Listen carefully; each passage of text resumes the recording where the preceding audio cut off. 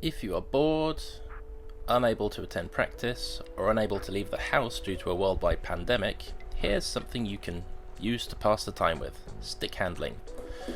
First off, just basic forehand and backhand.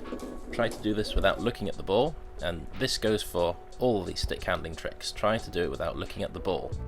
Moving on to tip 2, you can start doing toe drags.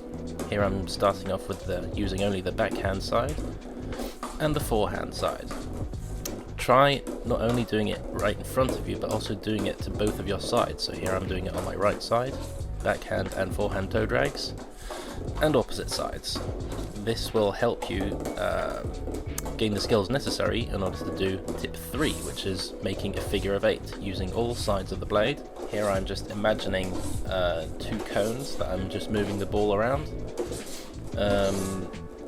I'll show you later on how to make this a little bit more interesting, but you can also, if you don't have any cones, you can use things that work as cones.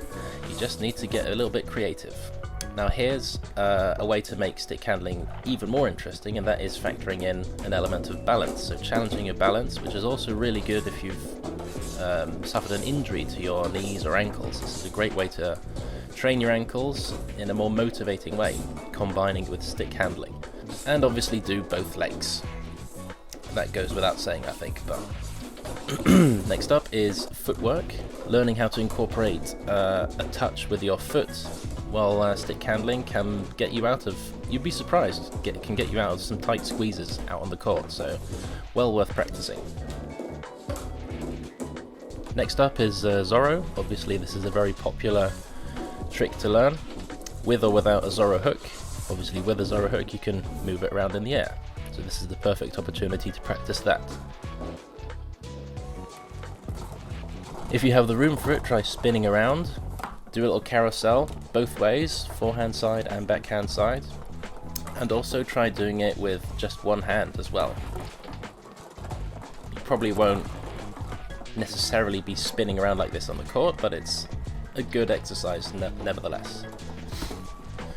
Then probably the easiest one to do is just finding a wall and knocking the ball back and forth. You'd be surprised how much fun you can have by doing this. So here I'm passing it to myself and receiving it on the forehand, passing it away on the backhand, receiving it on the backhand and passing on the forehand.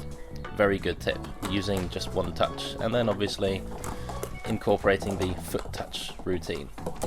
As you can see here, as a way you can move around more trickily. If you have a goal, this is probably the most obvious tip. Get a goal and try doing some shooting, if your setup allows for it. And this is essential for all stick handling. Try to do things without looking at the ball, like I'm trying to do here. So faking a shot and then changing my mind because I'm able to see, for example, that the shot's blocked. And now, a short compilation of freestyle tricks, because that's also very, very fun. Enjoy.